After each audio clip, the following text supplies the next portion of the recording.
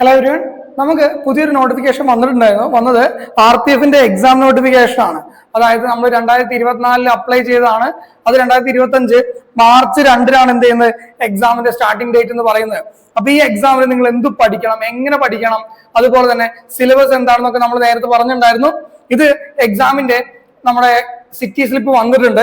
അപ്പൊ അതും കാര്യങ്ങളും എന്താന്ന് പറയാനും, അതേപോലെ തന്നെ എങ്ങനെയാണ് ഡൗൺലോഡ് ചെയ്യുന്നത്, അതുപോലെ തന്നെ ഇനി അവസാന നിമിഷത്തിൽ നിങ്ങൾ എന്ത് പഠിക്കണം, എങ്ങനെ നിങ്ങൾ എക്സാമിന് ടൈം മാനേജ് ചെയ്യണം, അതായത് മൊത്തം ഡീറ്റെയിൽസും നമ്മൾ ഇതിൽ പറയുന്നുണ്ട്. അപ്പൊ നിങ്ങൾ എന്ത് ചെയ്യുക, RPF അപ്ലൈ ചെയ്ത മൊത്തം നിങ്ങളുടെ ഫ്രണ്ട്സിനും ഈ വീഡിയോ അയച്ചു കൊടുക്കുക.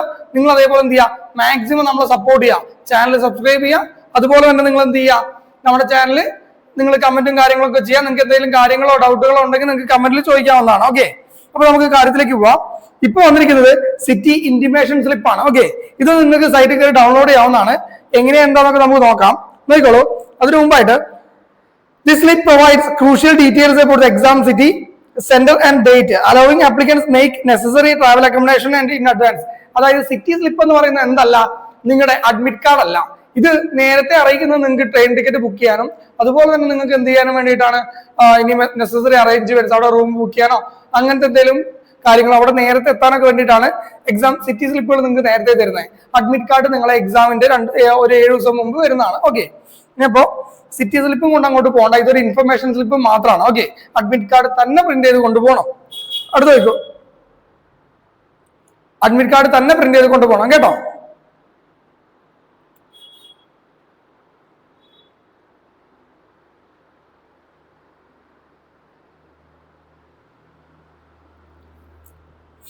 അടുത്ത നോക്കിക്കോളൂ, ഡീറ്റെയിൽസ് ആണ്. അതായത് എക്സാം നെയിം അറിയാലോ, RPF കോൺസ്റ്റബിൾ ആണ്. SIയുടെ എക്സാം കഴിഞ്ഞിട്ടുണ്ടായിരുന്നു കേട്ടോ. ഇനി കണ്ടക്ടിംഗ് ബോഡി നമ്മൾ ആരായിരുന്നു, RPF ആണ്, റെയിൽവേ പ്രൊട്ടക്ഷൻ ഫോഴ്സ് ആണ് അല്ലെ. ഇപ്പൊ സിറ്റി ഇന്റിമേഷൻ സ്ലിപ്പ് റിലീസ് ആയിട്ടുള്ള ഡേറ്റ് ഫെബ്രുവരി 2025 ആണ് അല്ലെ. അടുത്ത് അഡ്മിറ്റ് കാർഡിന്റെ റിലീസ് ഡേറ്റ് എന്ന് പറയുന്നത് നിങ്ങളുടെ എക്സാമിന്റെ 5 or 7 ദിവസം മുമ്പായിരിക്കും നിങ്ങൾക്ക് എന്ത് വരിക, അഡ്മിറ്റ് കാർഡ് വരിക. ഇനി എക്സാമിന്റെ മോഡ് എന്ന് പറയുന്നത് കമ്പ്യൂട്ടർ ബേസ്ഡ് ആയിരിക്കും, CBT ആയിരിക്കും. ഓക്കെ, ഒഫീഷ്യൽ വെബ്സൈറ്റ് ആണ്, RRBDigiLab.com കയറിയിട്ട് നിങ്ങൾക്ക് കാര്യങ്ങളൊക്കെ ചെക്ക് ചെയ്യാവുന്നതാണ്. ഞാൻ അടുത്ത് നോക്കോടാ, നിങ്ങൾക്ക് എക്സാമിന്റെ ഡീറ്റെയിൽസിൽ നിങ്ങൾക്ക് മൊത്തം ഉണ്ടാവുന്ന എത്രയാണ്, 120 ചോദ്യങ്ങളാണ്, 120 മാർക്കാണ്. ഓക്കെ, അതായത് ഒരു ശരി ഉത്തരത്തിന് 1 മാർക്ക് വെച്ച് കിട്ടും. ഓരോ തെറ്റുത്തരത്തിനും 0.25 വെച്ചിട്ട് കുറയും ചെയ്യും. ഓക്കെ, 0.25 വെച്ചിട്ട് നിങ്ങൾക്ക് അവിടെ കുറയും ചെയ്യും. ഇനി നോക്കോടാ, ജനറൽ അവയർനെസ്സിന് 50 ചോദ്യങ്ങൾ ഉണ്ടാവുക, 50 മാർക്കിന്. ഇതൊക്കെ നമ്മൾ പറഞ്ഞാണ്, എന്നാലും കൂടി പറയാം. അരിതമെറ്റിക് അഥവാ മാത്സിന് 35 ചോദ്യങ്ങൾ ഉണ്ടാവുക, 35 മാർക്കിന്. അങ്ങനെ ജനറൽ ഇന്റലിജൻസ് ആൻഡ് റീസണിംഗിന് എന്താ ഉണ്ടാവുക, 35 ചോദ്യങ്ങൾ ഉണ്ടാവുക, 35 മാർക്ക്. അങ്ങനെ മൊത്തം 120 മാർക്കിനാണ് ചോദ്യങ്ങൾ ഉണ്ടാവുക. ഓക്കെ, ഞാൻ അടുത്ത് നോക്കോ, ഷിഫ്റ്റുകൾ നോക്കോടാ. എടാ, ഇവിടെ പറയുന്ന ഷിഫ്റ്റ് ഉണ്ട്, റിപ്പോർട്ടിംഗ് ടൈം ഉണ്ട്, എക്സാം ടൈം ഉണ്ട്. അതായത് നിങ്ങൾ റിപ്പോർട്ട് ചെയ്യുന്ന ടൈമാണ് ഇവിടെ പറയുന്നത്, അല്ലാതെ ഈ ടൈമിന് കറക്റ്റ് എത്താൻ നിൽക്കരുത്. ഓക്കെ, ഷിഫ്റ്റ് 1-ന് 7:30 ആണ് റിപ്പോർട്ടിംഗ് ടൈം പറയുന്നത്. 9 മണിക്കാണ് എക്സാം സ്റ്റാർട്ട് ചെയ്യുന്നത്, 9 മുതൽ 10 വരെയാണ്. പക്ഷെ നിങ്ങൾ എന്ത് ചെയ്യണം, മിനിമം 7:30 എങ്കിലും അവിടെ എത്തിയിട്ടുണ്ടാവണം. ഷിഫ്റ്റ് 2-ന് 11 മണിക്കാണ് അതാ റിപ്പോർട്ടിംഗ് ടൈം വരുന്നത്. എക്സാം ടൈം എപ്പോഴാണ്, 12:30 മുതൽ 2 മണി വരെയാണ്. ഷിഫ്റ്റ് 3-ക്ക് 3 മണിക്കാണ് എന്ത് ചെയ്യുന്നത്, റിപ്പോർട്ടിംഗ് ടൈം വരുന്നത്. എക്സാം ടൈമിംഗ് എത്രയാണ്, 4:30 മുതൽ 6 മണി വരെയാണ്. ഓക്കെ, അപ്പോ ഈ റിപ്പോർട്ടിംഗ് ടൈമിൽ നിങ്ങൾ അവിടെ എത്തിയിട്ടുണ്ടാവണം എന്നുള്ളത് ശ്രദ്ധിക്കുക. ഗേറ്റ് ക്ലോസിംഗ് ടൈമും ഉണ്ട് കേട്ടോ. ആ ഗേറ്റ്, അതായത് ഇതിനൊരു 1 മണിക്കൂർ കൂട്ടിയ റിപ്പോർട്ടിംഗ് ടൈമിന് 1 മണിക്കൂർ ശേഷം എന്ത് ചെയ്യും, ആ ഗേറ്റ് ക്ലോസ് ചെയ്യുന്നതാണ്. അടുത്ത നോക്കാം, നോക്കടാ, ടൈം മാനേജ്മെന്റ് പ്ലാൻ അല്ലെങ്കിൽ എക്സാമിന് നമുക്ക് ഏറ്റവും അത്യാവശ്യമായിട്ടുള്ള ഒരു പ്ലാൻ ആണ് ടൈം മാനേജ്മെന്റ് പ്ലാൻ. നിങ്ങൾ ആലോചിച്ച് നോക്കി, നിങ്ങൾ അല്ലാതെ എത്ര പഠിച്ചിട്ട് ഒരു കാര്യമല്ല, ടൈം പ്രോപ്പർ ആയിട്ട് നമുക്ക് യൂസ് ചെയ്യാൻ പഠിക്കണം. അതായത് ഒരു ക്വസ്റ്റ്യൻ എത്ര ടൈം, ഞാനിവിടെ നിങ്ങൾക്ക് ഒരു പ്ലാൻ ക്രിയേറ്റ് ചെയ്തിട്ടുണ്ട്. നിങ്ങൾക്ക് കംഫർട്ട് എല്ലാം തോന്നിക്കഴിഞ്ഞാൽ നിങ്ങൾക്ക് അതിനനുസരിച്ച് ക്രിയേറ്റ് ചെയ്യാവുന്നതാണ്. ഓക്കെ, നോക്കടാ, ജനറൽ അവയർനെസ്സിന് മൊത്തം 50 ചോദ്യങ്ങൾ ഉണ്ടാവുക. ഈ 50 ചോദ്യങ്ങൾക്ക് നിങ്ങൾ 25 മിനിറ്റ് മാത്രമേ എടുക്കാൻ പാടുള്ളൂ. ഓക്കെ, അതായത് answer confidently, don't waste time on unknowns. നിങ്ങൾ എന്ത് ചെയ്യരുത്, അനാവശ്യമായിട്ടുള്ള അറിയാത്ത കാര്യങ്ങൾ ടൈം വെറുതെ വേസ്റ്റ് ചെയ്ത്, ഇതെനിക്ക് അറിയാവുന്നില്ല, കിട്ടുന്നു ക്വസ്റ്റ്യൻ റീഡ് ചെയ്യുക, അനലൈസ് ചെയ്യുക, ഉത്തരം കിട്ടൂല എന്നുണ്ടെങ്കിൽ എന്ത് ചെയ്യുക, നമ്മളത് അടുത്തേക്ക് പോവാ. അവിടെ വെറുതെ ടൈം ഓവർ വേസ്റ്റ് ചെയ്യരുത്. ഇനി അരിതമെറ്റിക് മാത്സ് നോക്കടാ, 35 മിനിറ്റ് ആണ് മാത്സിന്, 35 ചോദ്യങ്ങളാണ് നിങ്ങൾക്ക് ഉണ്ടാവുക, 30 മിനിറ്റ് ആണ് നിങ്ങൾക്ക് ടൈം ഉണ്ടാവുക. ഓക്കെ, ആദ്യം നിങ്ങൾ attempt easy questions first, then solve moderate then difficult ones. ആദ്യം നിങ്ങൾ സിമ്പിൾ ആയിട്ടുള്ള നിങ്ങൾക്ക് അറിയുന്ന ചെറിയ ഇക്വേഷൻസോ ജസ്റ്റ് ഒന്ന് മൈൻഡിൽ കാൽക്കുലേറ്റ് ആയിട്ട് കിട്ടുന്ന മാത്സുകൾ ഉണ്ടാവും, അത് മാക്സിമം ചെയ്യാം. എല്ലാവരും പറയുന്ന കാര്യമാണ് മാത്സ് കഴിഞ്ഞ അടുത്ത സെക്ഷനിലേക്ക് എത്തിയിട്ടില്ല എന്നുള്ളത്. അതിനൊരിക്കലും നിൽക്കരുത്. മാത്സിൽ നിങ്ങൾ ആദ്യം സിമ്പിൾ ക്വസ്റ്റ്യൻസ് അറ്റൻഡ് ചെയ്യുക, പിന്നെ കുറച്ച് മീഡിയം ലെവൽ ക്വസ്റ്റ്യൻസ് ഉണ്ടാവും, പിന്നെ കുറച്ച് ഡിഫിക്കൽട്ട് ഇക്വേഷൻസ് അപ്ലൈ ചെയ്യുന്ന ക്വസ്റ്റ്യൻസ് ഉണ്ടാവും. അത് നിങ്ങൾ ലാസ്റ്റിലേക്ക് വെക്കുക, അല്ലെങ്കിൽ നിങ്ങൾക്ക് ഒന്നും ടൈം തികയത്തില്ല. ഓക്കെ, റീസണിങ്ങിൽ നിങ്ങൾക്ക് 35 ചോദ്യങ്ങൾ ഉണ്ടാവും. 30 മിനിറ്റ് തന്നെ നിങ്ങൾ അവിടെ എടുക്കുക. ഓക്കെ, അവിടെ നോക്കണം, ഐഡന്റിഫൈ പാറ്റേൺ ബേസ്ഡ് ക്വസ്റ്റ്യൻസ്. അത് നമ്മൾ മിറർ ഇമേജ് ഒക്കെ ഉണ്ടാവും, അങ്ങനത്തെ ഇമേജുകൾ വേഗം നമുക്ക് സ്പോട്ട് ചെയ്ത് ടൈം അധികം വേസ്റ്റ് ചെയ്യേണ്ടി വരില്ല. അങ്ങനത്തെ ക്വസ്റ്റ്യൻസ് ഒക്കെ നിങ്ങൾ പെട്ടെന്ന് സോർട്ട് ചെയ്യാൻ നോക്കുക. ഓക്കെ, പിന്നെ അവോയ്ഡ് ലെങ്തി വൺസ്. ഭയങ്കര നിങ്ങൾ ടൈം എടുക്കുന്ന സാധനങ്ങൾ അവിടെ ഫസ്റ്റ് ടൈമിൽ തന്നെ നിങ്ങൾ സ്കിപ്പ് ചെയ്യുക. സെക്കൻഡ് ടൈമിൽ നമുക്ക് ടൈം ഉണ്ടെങ്കിൽ തിരിച്ചു വരാവുന്നതാണ്. ഇനി ഒരു 5 മിനിറ്റ് നിങ്ങൾ ബഫർ ടൈം, അതായത് ബഫർ ടൈം എന്ന് പറയുന്നത് എന്തിനാന്ന് വെച്ച് കഴിഞ്ഞാൽ നിങ്ങൾക്ക് റിവ്യൂ ചെയ്യണം. നിങ്ങൾ എഴുതി എടുത്ത് ചാടിയോ, അതുപോലെ തന്നെ കാൽക്കുലേഷൻസ് എവിടെയെങ്കിലും തെറ്റിയെന്നൊക്കെ. ചില ആൾക്കാരുണ്ട് ചില ക്വസ്റ്റ്യൻസ് കണ്ട അപ്പൊ തന്നെ നോട്ടൊക്കെ ഉണ്ടാവും, അതൊന്നും ശ്രദ്ധിക്കൂല, അപ്പൊ തന്നെ കയറിയത് എനിക്ക് അറിയുന്നതാണ് ആൻസർ ചെയ്യും. അങ്ങനെ ഒരിക്കലും ചെയ്യരുത്. RAA മെത്തേഡ് യൂസ് ചെയ്യുക, റീഡ്, അനലൈസ്, ആൻസർ. ഈ മെത്തേഡ് നിങ്ങൾ മാക്സിമം യൂസ് ചെയ്യുക. ഓക്കെ, ഇനി ഒരു സ്മാർട്ട് അറ്റൻഡൻസ് സ്ട്രാറ്റജി. എടാ ഞാനും ഇത് ഉപയോഗിച്ചിട്ടുള്ള വ്യക്തിയാണ്, അതേപോലെ തന്നെ എന്റെ പിള്ളേരൊക്കെ ഇത് ഉപയോഗിച്ചിട്ട് ഒക്കെയാണെന്ന് തോന്നിയ ഒരു വ്യക്തിയാണ്, ഒരു സിസ്റ്റമാണ് ഇത്. നോക്കുക, ആദ്യത്തെ 10 മിനിറ്റ് ഈസി വിൻസ് ആണ്. ഇത് നിങ്ങൾക്കറിയാം, ഒരു ക്വസ്റ്റ്യൻ പേപ്പറിൽ ഏറ്റവും ബേസിക് ആയിട്ടുള്ള കുറെ സിമ്പിൾ ക്വസ്റ്റ്യൻ പാറ്റേൺസ് ഉണ്ടാവും, അത് അനലൈസ് ചെയ്യുക. അത് എല്ലാ ഏരിയയിലും ഉണ്ടാവും, GK ഉണ്ടാവും, മാത്സിൽ ഉണ്ടാവും. ഓക്കെ, അതാണ് ആദ്യം നമ്മൾ കൊടുക്കേണ്ടത്. അതായത് quickly solve GK and current affairs questions that you are sure about. നിങ്ങൾക്ക് ഉറപ്പുള്ള ഏറ്റവും പെട്ടെന്ന് ചെയ്യാൻ പറ്റിയ GKയും കറന്റ് അഫയേഴ്സും എന്ത് ചെയ്യാം, അവിടെ തന്നെ ക്ലിയർ ചെയ്യാം, ഫസ്റ്റ് സെക്ഷനിൽ തന്നെ ക്ലിയർ ചെയ്യാം. പിന്നെ അടുത്ത 30 മിനിറ്റ് മോഡറേറ്റ് ക്വസ്റ്റ്യൻസ്, അതായത് ഒരു ആവറേജ് മീഡിയം ലെവലുള്ള ക്വസ്റ്റ്യൻസ് ആൻസർ ചെയ്യാം. പിന്നെ അതായത് easy moderate questions in reasoning and maths. അവിടെ നിങ്ങൾ മാത്സിലും റീസണിങ്ങിലും ചെറിയ ക്വസ്റ്റ്യൻസ്, അതായത് നിങ്ങൾക്ക് ഒരു ആവറേജ് ആൻസേഴ്സ് കിട്ടുന്ന ഉറപ്പുള്ള ക്വസ്റ്റ്യൻസ് അറ്റൻഡ് ചെയ്യാം. Then skip lengthy calculation and time consuming puzzles for later. എല്ലാവരും ചെയ്യുന്ന ഒരു കാര്യമാണ് മാത്സ്. ആ ലെങ്തി ആയിട്ടുള്ള മാത്സ് ഒക്കെ ഇൻട്രസ്റ്റ് ഉള്ള ആൾക്കാർ മുഴുവൻ അവിടെ കൂടുതൽ ടൈം സ്പെൻഡ് ചെയ്യും. അപ്പൊ നിങ്ങൾ ശ്രദ്ധിക്കേണ്ട ഒരു കാര്യം എന്താ വെച്ച് കഴിഞ്ഞാൽ, അപ്പുറത്തെ ഒരു ക്വസ്റ്റ്യൻ നിങ്ങൾക്ക് ടൈം പോകണം എന്നുള്ളതാണ്. ഒരു ക്വസ്റ്റ്യൻ ഓൾമോസ്റ്റ് 40 സെക്കൻഡ്സേ കിട്ടുള്ളൂ. ഇതുകൊണ്ട് നിങ്ങൾ എന്ത് ചെയ്യണം, എല്ലാ ക്വസ്റ്റ്യൻസും കവർ ചെയ്യണം. അപ്പോൾ ഇവിടെ ഒരു ക്വസ്റ്റ്യൻ നിങ്ങൾ 2 മിനിറ്റ് എടുത്താൽ അടുത്ത ക്വസ്റ്റ്യൻ 40 സെക്കൻഡ് ഇല്ല. നിങ്ങൾ ശരിക്കും ശ്രദ്ധിക്കേണ്ട കാര്യമാണ് കേട്ടോ. ഇനി അടുത്ത് last 20 minutes tough questions and review ആണ്. നിങ്ങൾക്ക് ഒരു ടഫ് ആയിട്ടുള്ള ക്വസ്റ്റ്യൻസ് അറ്റൻഡ് ചെയ്യുക, അതേപോലെ തന്നെ നിങ്ങൾ ചെയ്തത് എന്ത് ചെയ്യുക, റിവ്യൂ ചെയ്യുക. ഓക്കെ, എന്നിട്ട് സമയം ഉണ്ടെന്നുണ്ടെങ്കിൽ നിങ്ങൾ എന്ത് ചെയ്യുക, സ്കിപ്പ് ചെയ്ത ക്വസ്റ്റ്യൻസിലെ അവിടെ പോയിട്ട് ചെയ്ത് നോക്കുക. ഓക്കെ, അടുത്ത നോക്കടാ, പ്രാക്ടീസ് സ്ട്രാറ്റജി. അതായത് നിങ്ങൾക്ക് വേണ്ടിയിട്ട് എന്തുണ്ട്, ഞങ്ങളൊരു സ്ട്രാറ്റജി ക്രിയേറ്റ് ചെയ്തിട്ടുണ്ട്. ഇനി അങ്ങോട്ടേക്ക് മടിയന്മാർക്കുള്ള ടൈമാണ്, അല്ലെങ്കിൽ റിവൈസ് ചെയ്യാൻ പഠിച്ച ആൾക്കാർക്ക് റിവൈസ് ചെയ്യാനുള്ള ടൈമാണ്. ഓക്കെ, മോക്ക് ടെസ്റ്റുകൾ ഉണ്ടാ നോക്കടാ. Attempting full length test in 90 minutes regularly. അതായത് നിങ്ങൾ മാക്സിമം മോക്ക് ടെസ്റ്റ് അറ്റൻഡ് ചെയ്യുക. എടാ ഒരു എക്സാമിന് നമുക്ക് എന്ത് ചെയ്യാം, ശരിയാണ് നമ്മൾ കാര്യങ്ങളൊക്കെ പഠിക്കണം, പക്ഷെ ഒരു ടൈമിന്റെ ഉള്ളിൽ നമുക്ക് ഈ കാര്യങ്ങൾ മുഴുവൻ പ്രസന്റ് ചെയ്യണമെന്നുണ്ടെങ്കിൽ നമുക്ക് എന്ത് ചെയ്യണം, ആ ടൈമിങ് അക്യുറേറ്റ് ആവണം. അതിന് നിങ്ങൾ മോക്ക് ടെസ്റ്റുകൾ അറ്റൻഡ് ചെയ്തേ പറ്റുള്ളൂ. പ്രീവിയസ് ഇയർ വേണമെന്നുണ്ടെങ്കിൽ ഞാൻ എന്ത് ചെയ്യാം, നമ്മുടെ ടെലഗ്രാം ഗ്രൂപ്പിൽ ഒന്ന് ഇട്ടുതരാം. ഇന്ന് തന്നെ ഈ വീഡിയോ അപ്ലോഡ് ആവുന്നതോടുകൂടി ഞാൻ എന്ത് ചെയ്യാം, ടെലഗ്രാം ഗ്രൂപ്പിൽ ഒന്ന് ഇട്ടുതരാം. നിങ്ങൾ ഇന്ന് അതൊന്ന് ടെസ്റ്റ് ചെയ്യും, എന്നിട്ടുള്ള ഇഷ്യൂസ് എന്ത് ചെയ്യും, കമന്റ് ബോക്സിൽ ഇടുക. നമുക്ക് മാത്സിൽ ഒരു സാറ് വരുന്നുണ്ട്, അങ്ങനെ ഇന്നോ നാളെയായിട്ട് എന്ത് ചെയ്യും, നാളെ ക്ലാസ് എടുക്കുന്ന സമയത്ത് നിങ്ങൾ ചോദിക്കുന്ന കമന്റ് സെക്ഷനിലുള്ള ചോദ്യങ്ങൾക്ക് അദ്ദേഹം ആൻസർ ചെയ്യുന്നതാണ്. ഓക്കെ, അതേപോലെ നമുക്ക് ഇംഗ്ലീഷിനൊക്കെ എന്ത് ചെയ്യാം, ഈ അടുത്ത് തന്നെ നമുക്ക് സാർമാർ വന്ന് ക്ലാസ് എടുത്ത് തരുന്നതാണ്. ഓക്കെ, ഇനി അടുത്ത് നോക്കണം, ടൈം ബേസ്ഡ് സോൾവിങ്സ് ഉണ്ട്. അതായത് ഒരു 15-20 ചോദ്യങ്ങൾ 10 മിനിറ്റ് കൊണ്ട് എന്ത് ചെയ്യുക, നിങ്ങൾ ചെയ്യുക. അതായത് മാക്സിമം ടൈം എന്ത് ചെയ്യുക, ചോദ്യങ്ങൾ എണ്ണം കുറയ്ക്കുക. ആ ഒരു ടൈം ഡ്യൂറേഷനും ഒരു ക്വസ്റ്റിന് 1 മിനിറ്റ് എന്നുള്ള രീതിയിൽ എന്ത് ചെയ്യുക, അല്ലെങ്കിൽ ഈ ഒരു ടൈം ഡ്യൂറേഷൻ വെച്ചിട്ട് നിങ്ങൾ ചെയ്ത് നോക്കുക കേട്ടോ. ഇനി അടുത്തത് പ്രീവിയസ് ഇയർ പേപ്പേഴ്സ്. അതായത് ഇവിടെ ഒരു പാറ്റേൺ ഉണ്ട്, നിങ്ങൾ ശ്രദ്ധിച്ചാൽ നിങ്ങൾക്ക് മനസ്സിലാവും. നമ്മൾ SSCക്ക് എല്ലാം ഒരു സെയിം പാറ്റേൺ ഉണ്ട്. ഈ പാറ്റേണിലാണ് നമുക്ക് ക്വസ്റ്റ്യൻസ് വരുന്ന മൊത്തം. അപ്പോൾ ഈ പാറ്റേൺ അനലൈസ് ചെയ്യുക, നമ്മളെ ഉത്തരം ആൻസർ ചെയ്യുന്ന രീതി എന്ത് ചെയ്യുക, ഒന്ന് ക്ലിയർ ആക്കുക. ഓക്കെ, ഇനി ഷോർട്ട് കട്ട് മെത്തേഡ്സ്. അതായത് മാത്സിലൊക്കെ നമ്മൾ കുറെ ക്വസ്റ്റ്യൻസ് ചെയ്യാതെ ഷോർട്ട് കട്ടുകൾ പറഞ്ഞു തരും. അതായത് കുറെ യൂട്യൂബ് വീഡിയോസ് ഉണ്ടാവും, നമ്മളത് പറഞ്ഞു തരുന്നതാണ്. നിങ്ങൾക്ക് എന്ത് ചെയ്യാം, അതുപോലെ ഷോർട്ട് കട്ടുകൾ കണ്ടെത്തിയിട്ട് പഠിക്കാം. അപ്പൊ നിങ്ങൾക്ക് എന്താ ലെങ്തി കാൽക്കുലേഷൻസ് ഒഴിവാക്കാൻ പറ്റും. ഇവിടെ നിങ്ങൾ എഴുതി വെക്കണം 10ാം ക്ലാസ്സിലും +2 എഴുതി വെച്ച പോലെ കുറെ ക്രിയേറ്റ് എഴുതി വെച്ചിട്ടൊന്നും ഒരു കാര്യമില്ല. ഇവിടെ എന്താ വേണ്ടത്, ഇവിടെ ഷോർട്ട് ആയിട്ടുള്ള ആൻസേഴ്സ് പെട്ടെന്ന് ടൈം കൺസ്യൂം ചെയ്യാതെ കിട്ടണം കേട്ടോ. ഇനി നിങ്ങൾ എല്ലാവരും ഒപ്പിക്കുന്ന കുറെ തെറ്റുകളുണ്ട്. ആ തെറ്റുകളാണ് ഞാൻ തിരുത്താൻ പോകുന്നത്. നോക്കിക്കോ, എടാ നിങ്ങൾ എല്ലാവരും ചെയ്യുന്നതാണ്, ഒരു സിംഗിൾ ക്വസ്റ്റ്യനിൽ കുറെ ടൈം നമ്മൾ എന്ത് ചെയ്യും, സ്പെൻഡ് ചെയ്യും അല്ലെ. അതായത് കൺഫ്യൂസ്ഡ് ആവേ, അല്ലെങ്കിൽ എന്ത് ചെയ്യാ, അത് എവിടെ അറിയാം പക്ഷെ കിട്ടുന്നില്ല എന്നുള്ള പരിധിയിൽ നിങ്ങൾ കുറെ നേരം ഇരിക്കും. അങ്ങനെ ഒരിക്കലും ചെയ്യരുത് കേട്ടല്ലോ. അങ്ങനെ ചെയ്താൽ നമുക്ക് കുറേ ടൈം പോകും, അവിടെ വേസ്റ്റ് ആവും, നമ്മൾ ശ്രദ്ധിക്കൂല. അങ്ങനത്തെ ക്വസ്റ്റ്യൻസ് എന്ത് ചെയ്യുക, മാർക്ക് ചെയ്ത് വെക്കുക, സ്കിപ്പ് ചെയ്യുക, പിന്നെ തിരിച്ചു വരാം നമുക്ക്. ഓക്കെ, നിങ്ങൾ അതേപോലെ അറ്റൻഡ് ചെയ്യാത്ത ക്വസ്റ്റ്യൻസ് നിങ്ങൾക്ക് റഫ് പേപ്പറിൽ നിന്ന് എഴുതി വെക്കാം. അപ്പൊ നിങ്ങൾക്ക് തിരിച്ചു വരാൻ എളുപ്പമായിരിക്കും. എല്ലാം റെഗുലർ ആയിട്ട് ചെക്ക് ചെയ്ത് പോകേണ്ട ആവശ്യമില്ല. എന്നിട്ട് റാൻഡം ഗസ്സിങ്, നമ്മളെ പിള്ളേരുടെ മെയിൻ പ്രശ്നമായിരുന്നു റാൻഡം ഗസ്സിങ്. അതായത് ഇത് രണ്ടും അല്ലാതെ എനിക്ക് ഉറപ്പാണ്, അപ്പൊ ഇതിൽ രണ്ടിൽ ഏതെങ്കിലും ഒന്നും ആവും. അങ്ങനെയൊന്നും ഗസ് ചെയ്യാൻ പോകരുത്. ഓക്കെ, വെറുതെ 0.25 മാർക്ക് കളയാൻ നിൽക്കരുത്.